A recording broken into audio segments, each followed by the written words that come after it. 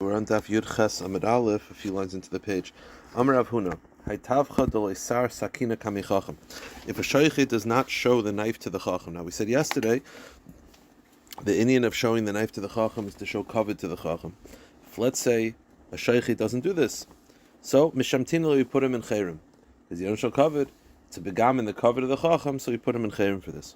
Rava Amar, Rava says no, ma'avrinle. Not only do we put him in chayrim, he can no longer be a shaykhid. And more than this, we also announced that his meat is treif. Now that's a chiddush, because if he didn't check he checked the knife and it was good, but he didn't show it to a rav, I understand why you would maybe put him in chayrim. But to say that his meat is treif is a chiddush. So the Gemara explains no. Loi pligi kan kishenimtza sakina yafa kan b'shaloi nimtza sakina yafa. Rava only says that you announce that his meat is treif if, right, in both cases, he didn't show the knife to the shaykhid. You check the knife, meaning the Rabbanim go down to him and say, why didn't you show it to the Rav? He says, I refuse. They check the knife. If the knife is smooth, meaning it's a good knife, his shchit is a good shchita, he just doesn't show kavod to the Rav, then you just put him in chayrim. When Rava said that we fire him from his position, and we announce that his meat is treif, is if after we confront him for not showing the knife to the Rav, we check the knife and it's a problem. So not only is he not showing it to the Rav, but he's using a bad knife, then we have to announce that his meat is treif. So according to Rav, you only announce that his meat is treif, you only fire him if you check and the knife is no good. Ravina has a different approach. He says, no. According to Ravina, if you check and his knife is good, that's dafka, that's gufa where you fire him and you announce the meat is treif as a penalty. Ravina says, if you check and his knife is no good, then we do more than this. Not only do we put him in chayrim, not only do we fire him, not only do we announce his meat is treif, but misamsim le beparta, we smear his meat that he has, not do we say it's treif, we smear it with excrement. That way he can't even sell it to a guy. Meaning, if it's checked and it's good, then we just put him in chayrim, we say his meat is treif. So treif meat, meaning we don't allow Jews to buy his meat as a penalty, but he could sell it to a guy. But if we take a check and his meat and his knife is no good, then not only do we announce his meat is treif, but we smear it with poop so that he can't even sell it to a guy. So according to Ravina, if the knife is good, we still fire him and we still penalize him and we still announce that it's treif. Rava says you only do that if the knife is no good, but if the knife is good, we don't do this. So the Gemara says, there was a certain butcher, he did not show his knife to Rabbi Archina, who was the local Rav. So Shamte v'Avrei. So Rabbi Archina put him in chayrim and removed him from his job. And announced that his meat is treif. This is following the shita of Ravina, that even if the knife is good, we do all this. Ikla, meaning according to Rava, we would not do this. Again, the knife was good. He just didn't show it to Rabbi Archina. So Rabbi Archina followed the stricter view of Ravina, and Rabbi Archina put him in chayrim, fired him, and announced the meat is treif. Because according to Rava, we would just put him in chayrim. Says the Gemara, Ikla Marzutra Ravashi L'Gabei. Marzutra Ravashi go to visit Rabbi Archina, and Amar Lahu, Rabbi Archina himself said he wanted a heter. Meaning Rabbi Archina was aware of Ravina Shita, that if you don't show the knife, even if the knife is good, you have to fire him, you have to announce his meat is treif, you have to put him, fire him, put him in chayrim. Again, Rava disagreed. He didn't know of Rabbi Shita. Rabbi Archina himself wanted to find a heter, because this shaykhid had children, and it was affecting, he's got to take care of his kids. So he didn't want to do this, but he wasn't aware that there was a daya that was chaylik on Ravina. So he said to Marzutra Ravashi, Laina Rabban b'milsa, can you look into it? Maybe find a heter to Tala Beitafli, because he's got kids. So maybe you could find a heter because his knife was good. He just didn't, he was mevaza me the Rav, but maybe you could find a heter. So Badkar Ravashi Sakina, Ravashi expected the knife, and Nitzis Yafa, saw that the knife was good. V'achsharei.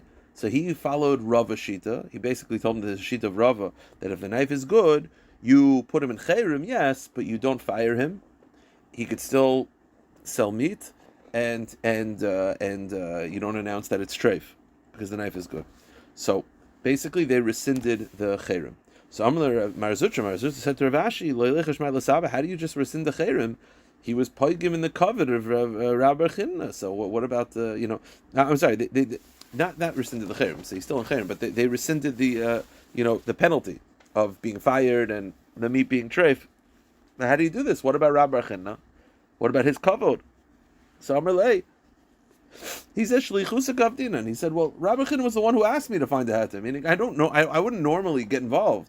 Rabbi Chin himself was the one who asked for a heter. So yeah, so it's not a begamin. Rabbi Chin is covered that I'm being chaylik. I'm not being chaylik. I'm doing what he wanted. Okay. Amr Rabbi Huna, shein tlusha v'tziparin tlusha. If you take a tooth, a detached human tooth, or a detached nail, mutter lishchait ba l'chachila.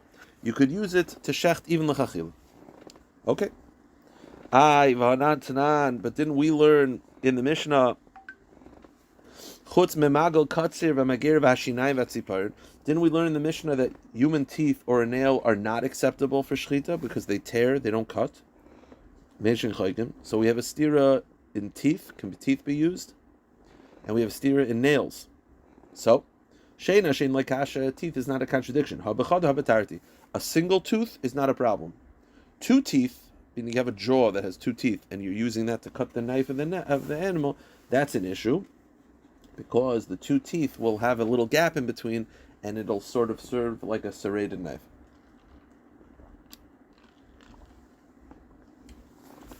And siparin like kasha, regarding nails, it's not a kasha. Habetlusha habmechuberes.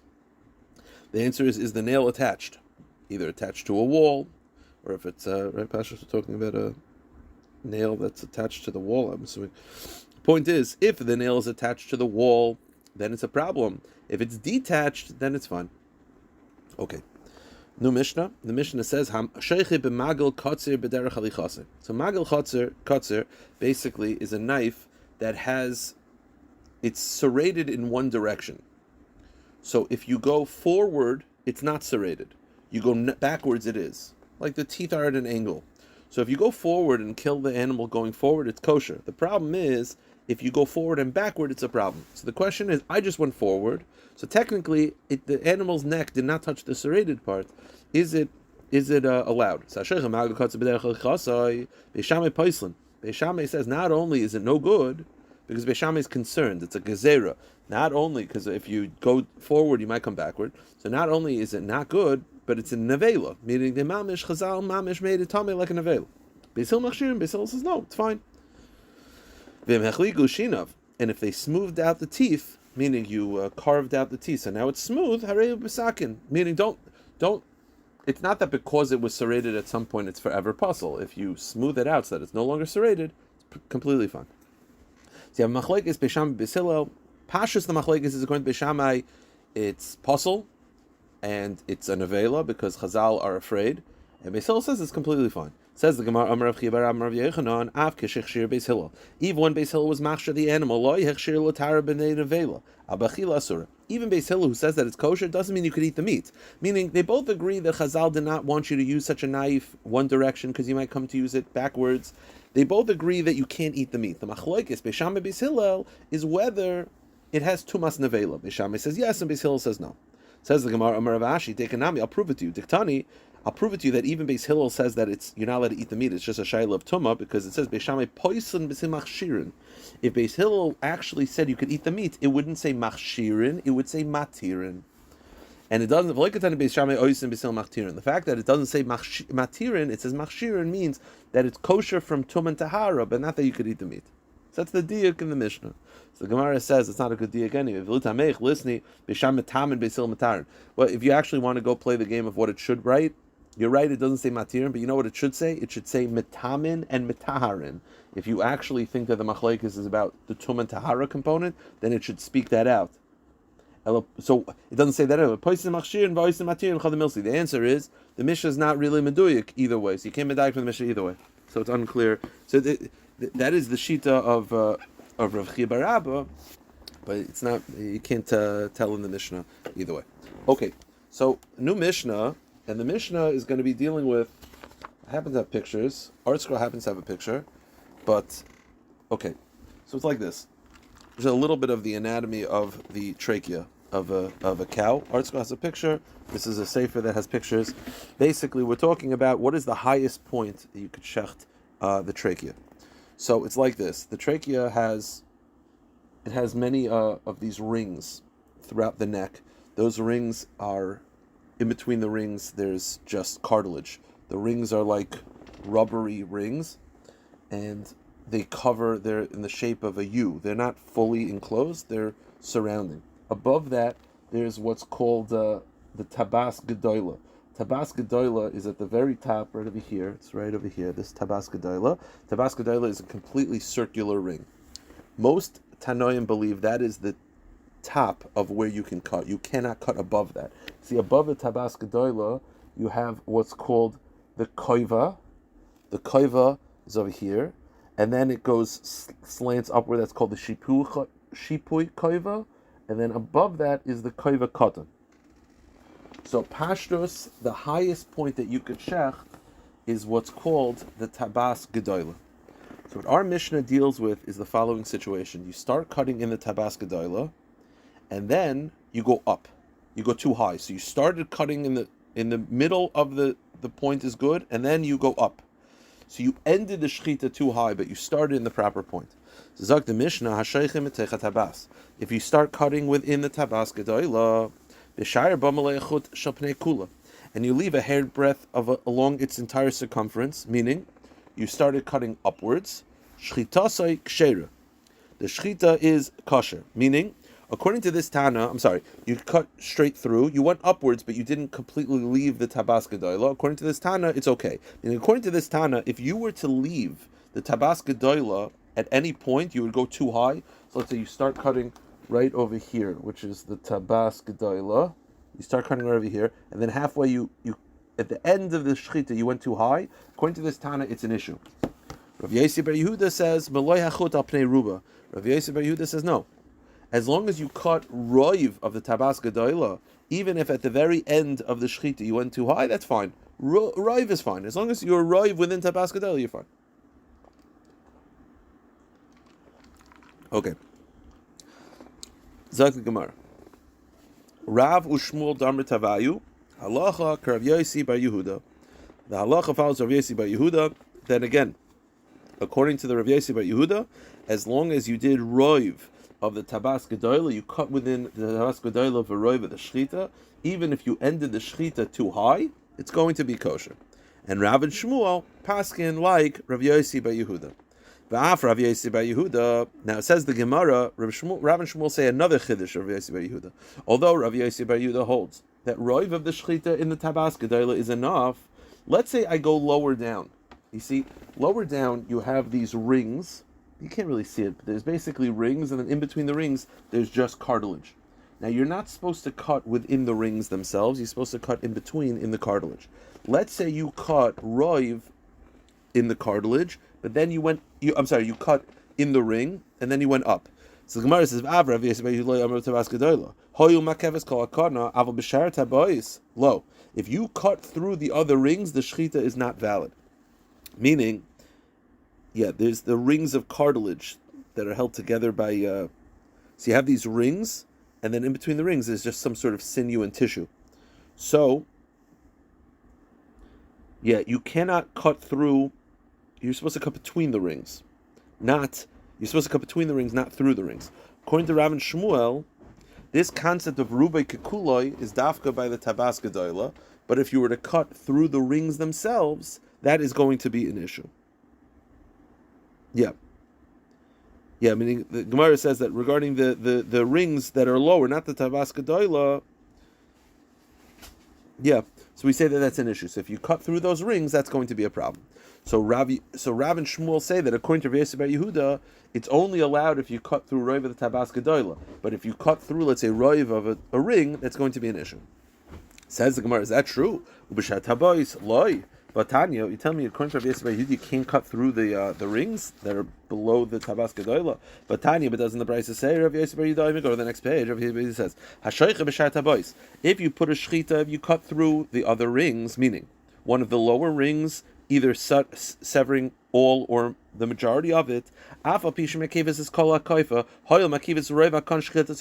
it's kosher. So Rav and Shmuel are saying that we pass on Rav Yossi bar Yehuda that if you cut through Rav the Tabas Gedola, it's fine, and you can't cut through the lower rings.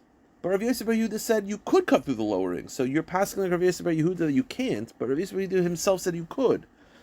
Now, before we address the answer, let's just continue with this brisa. So again, the Mishnah was talking about cutting through the Tabas Gedola.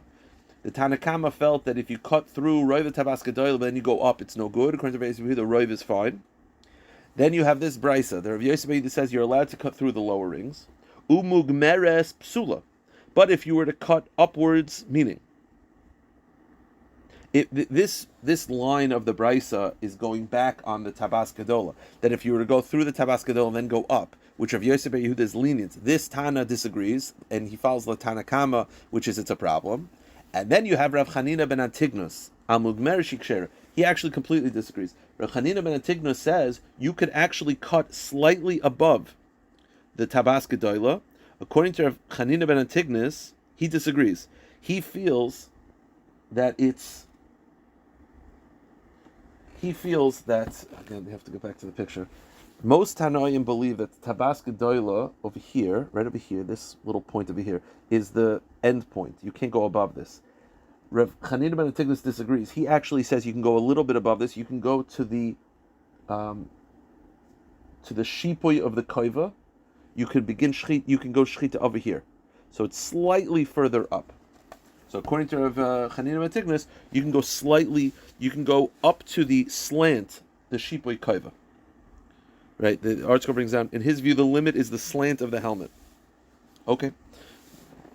Weiter in the brisa before we address the question. I'm sorry, that was the brisa. So what's the question?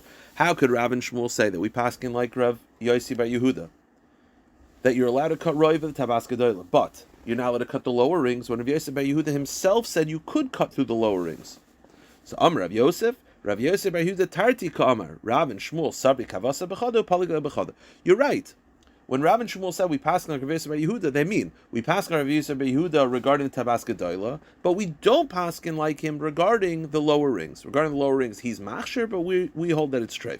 But wait, aren't they haloi Omar Kamri? But didn't Rav and Shmuel say that Rav Yosef bar Yehuda did not say that? Meaning, Rav and Shmuel's lashon is that Rav Yosef bar Yehuda did not machshir through the lower rings, but he did. So the Gemara says no. Hachi Kamar halacha kemoisef Tabas Gedola ve'ein halacha kemoisef b'shat habayis. No. What they meant was, not that he didn't say this, we don't paskin like him, meaning Rav Yosef bar Yehuda is machshir two things, cutting through Roiv the Tabas Gedola and cutting through any of the lower rings. Rav and Shmuel say we paskin like him with one regard, but we don't paskin like him regarding the other halacha. We paskin like him regarding the Tabas Gedola, but not regarding the lower rings. The Gemara says another halacha. Ki salik Rav Zera, when Rav Zera went from Bavel to Eretz Yisrael, achal mugmeres to Rav and Shmuel, he ate an animal that was shechted, that according to Rav and Shmuel would be considered a problem, meaning the animal is shechted cutting through the lower rings, which we just got finished saying Rav and Shmuel say is no good. When he went from Bavel to Eretz Yisrael, so Rav and Shmuel lived in Bavel, he left Rav and Shmuel's domain, and he went to Eretz Yisrael, and he ate something that Rav and Shmuel would treif. So the Gemara says, Amar Leis, they told him, Lav Ma'asi to Rav and Shmuelat, don't you come from the place in Rav and Shmuel, meaning Rav and Shmuel were the paiskim of Bavel, so you went from Bavel to Eretz Yisrael, and now you're eating something that in Bavel was a problem. So Amar Lahu, meaning, so again, Rav and Shmuel say that if you cut through the lower rings, it's a problem. In Bavel, they're the Rabbanim of Bavel. You wouldn't eat that in Bavel. Rav Zera goes from Bavel to Eretz Yisrael, and he's eating it. So they said to Rav Zera, but in Bavel you wouldn't eat this. So the Gemara, so he responds, why? Because Rav and Shmuel said it's a problem. Who said Rav and Shmuel said it's a problem? Amar Lahu, Man Amra, who's quoting Rav and Shmuel? That you feel so confident that Rav and Shmuel will say there's a problem if you cut through the lower rings. So he said, Yosef bar Chia. It was Rav Yosef. So Rav Zera said, Yosef bar Chia mekuli alma gomer. Yosef bar Chia quotes everybody, meaning his quotations are not so accurate. He's quoting Rav and Shmuel, but he quotes everybody. He's not so meduyik in his sources. Meaning, it's possible Rav and Shmuel never actually said it. Rabbi Yosef bar Chia quotes it. Okay, he quotes a lot of people. So Yosef bar Chia, Shomer Rav Yosef, but Rav Yosef hears this guy upset. Amar, I know Mekuli Alma Gemina. Why I just quote everybody? I know Rav Yehuda Gemina. I quote Rav Yehuda, and apparently Rav Yehuda was very medayik in everything he said. If Rav Yehuda had a shita that he wasn't sure who said it, he would say, "I'm not sure who said it. It might have been A, it might have been B." It shows you how makbid Rav Yehuda is. The Gemara says, Dafilu Sfik de Gavri Garis. Rav Yehuda, when he would quote people, he would even quote who might have said it. That's how medayik Rav Yehuda was. An example is Dam Rav Yehuda. Rav Yehuda once said, Rav Yirmi bar Rabba, Safik Mishmei de Rab, Safik Mishmei de Shmuel. Rav Yirmi bar Rabba is quoting, it's unclear whether he's quoting Rav, it's unclear whether he's quoting Shmuel. The Gemara says that it's unclear who he's quoting, and what's the halacha? This has to do with a bechar, that if it has a mum, then the kohen's allowed to eat it, and the definition of a mum is usually have to bring to an expert, and he said that if you bring it to 3 people, it's enough. The point is not the halacha of the 3 people, the point is, he's quoting Rav Yirmiyah bar Abba, who said it might be Rav, and it might be Shmuel, so he's quoting mamish who it might be. So that's how meduyik Rav Yehuda was, and that's who Rav Yosef was quoting, that Rav and Shmuel would have a problem with the lower rings. So he said to Rav Zera, I'm quoting correctly. Oh, so now, okay, so fine, that was the back and forth. Back to the question, the Gemara has a question though. Rav Zera goes from Bavel to Eretz Yisrael, and he's eating something in Eretz Yisrael that in Bavel he would not eat. The question is, are you allowed to do that? I thought when you go to a location, you go from location A to B, you have to be machmer, like both chumras of A and B. Says the Gemara, I thought you have to be makbid in both directions. You have to be makbid from the place that you left and the place that you're going to. So doesn't Rav Zera have to be makbid of the chumras of Eretz Yisrael, where he's now living, and Bavel, where he left? So how could he eat something that in Bavel he wouldn't eat? So Gemara says 2 answers. Amr Abaya. Abaya first acknowledges that generally when you move from A to B, you have to be makbid of locations A and B, which we don't pass like. But he said that's only true when you're going from Eretz Yisrael to Bavel. But from Bavel to Eretz Yisrael was the stronger, they were the more dominant opinions. And Bavel was subordinate to Eretz Yisrael. And therefore, when you go from Bavel to Eretz Yisrael, you do not have to be makbid about the chumras of Bavel. Eretz Yisrael wins, in other words. Abaya says, Hani mili mi Bavel le Bavel. This is only true when you're going from Bavel to Bavel. In a place in Bavel to another place in Bavel, you have to be makbid in both locations. Eretz Yisrael. Or a place in Eretz Yisrael to another place in Eretz Yisrael, you go from Tveria to Tel Aviv, you have to be makbid in both locations. Eretz Yisrael le Bavel. Aval mi Bavel Eretz Yisrael. But when you're going from Bavel to Eretz Yisrael, Kivan da'anen kaifinanan. Because the Rabbanim of Bavel were subordinate to the Rabbanim of Eretz Yisrael, Avdin Kavasayu. They could follow the Rabbanim of Eretz Yisrael. Because Eretz Yisrael had apparently the Rabbanim of Eretz Yisrael were the ones who were able to dinei knossos, and they were able to set up the calendar, so therefore they win. So if you go from Bavel to Eretz Yisrael, you do not have to be makbid in the chumas of Bavel. That's the first opinion. The second answer, which is how we paskin, which is that when you go from A to B, you only have to be makbid in the chumras of both locations if you're not moving. Meaning if you're just traveling for a short time period, you're going from A to B. Fine, he was on the phone. If you're going from A to B, then you have to be so if you're going from A to B, then if you're actually moving from A to B, then you don't have to be makbid. If you're just traveling for a short time period, like I'll give you an example. You have someone from Eretz Yisrael who comes to Chutz La'aretz for Yom Tiv. If he's moving here, then he's a Chutz La'aretz Yid. But if he's just traveling here for a short time period, then he has to be makbid on both locations. He has to be makbid Eretz Yisrael because that's where he lives. But out of kavod for Chutz La'aretz, he has to be makbid not to do malacha on the second day Yom Tov as well. That's only true when you're traveling. But when you move, you're done. Rav Zera moved from Bavel to Eretz Yisrael. Once you move, then you're done. You don't have to concern yourself with what you used to do in Bavel. The Gemara says, Rav Ashi Amar, Afilu Tema Bavel Eretz Yisrael, Hani Mil Hechadai Lachser. Rav Zera Ein Daitoi Lachser.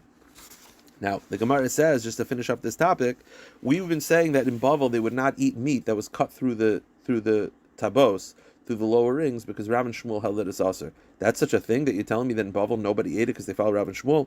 Amalei Abayla Rav Yosef, the Rabbanon who came from Mechuzah used to say, Rav Zera Rav Nachman. Rav Zera himself used to call Rav Nachman Mugrarish Kshera.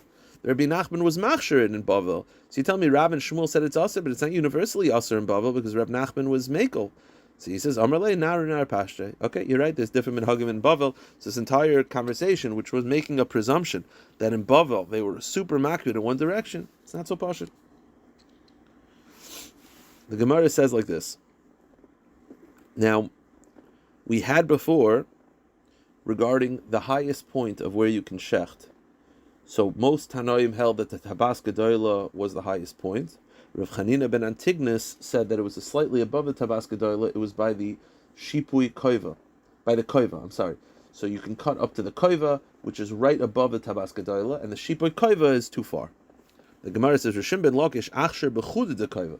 Rishim ben Lakish held that not only can you cut by the koiva over here, and not only could you cut by the shipoi koiva, the highest point is the koiva, the chuded the koiva. I mean, you can go all the way to the end.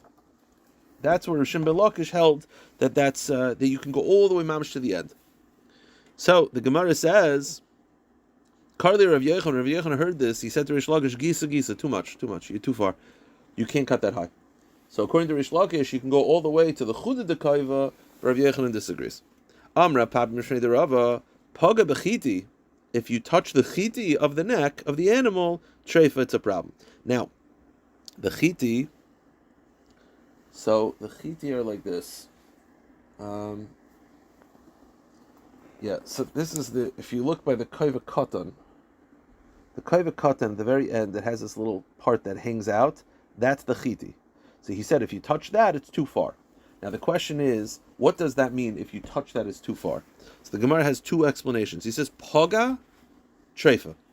What does paga mean? Ibailu, paga v'nogaba, does paga mean if you touch it? Meaning, you can go up to that point, but you can't cut the chiti, but right before the chiti is fine. Or perhaps it means even below, slightly below that is a problem. In other words, so over here, this is the chiti, right? When Rav Papi says that it's a problem, does that mean that if you cut through it, it's a problem? Or even cutting slightly behind it is a problem, slightly up to it is a problem as well? Meaning, the first approach is that according to Rav Papi, if you actually cut through it, it's a problem, but right before it is fine. The second version of the shaila is if you cut very close to the bottom of it, it's also a problem. Meaning, according to this, the area immediately beneath the chiti are also an issue. So the question is the chiti too far, or is it right below the chiti that's too far? So, Itmar, Amrav Papa, Mishmei de Rava. I don't think the Gemara answers it, to be honest with you. The Gemara just says, we don't know what Rav Papi meant, but the Gemara says, I'll tell you what Rav Papa, Mishmei de Rava says, Shire b'chiti. If you left over some of the chiti, meaning you cut the chiti, but you didn't go above the chiti, ksheira.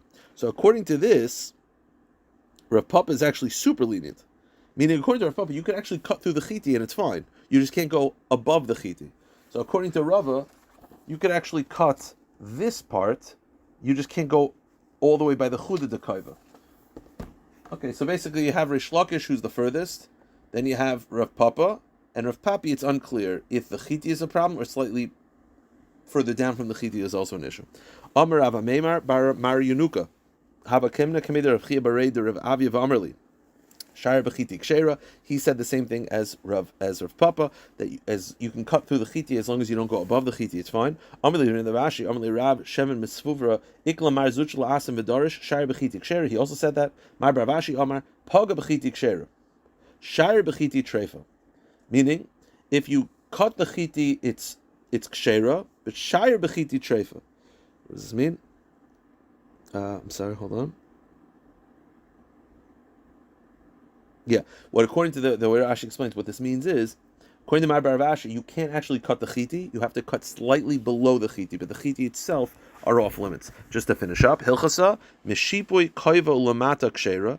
From the Shipoi Koiva, and you can go up to the Shipoi Koiva. That's fine. Behind the Shar B'chiti, and this is the meaning where it says you can't touch the chiti, because the Shipoi Koiva over here is right below the chiti, so you can cut the Shipoi Koiva, but not past the Shipoi Koiva. I will stop here.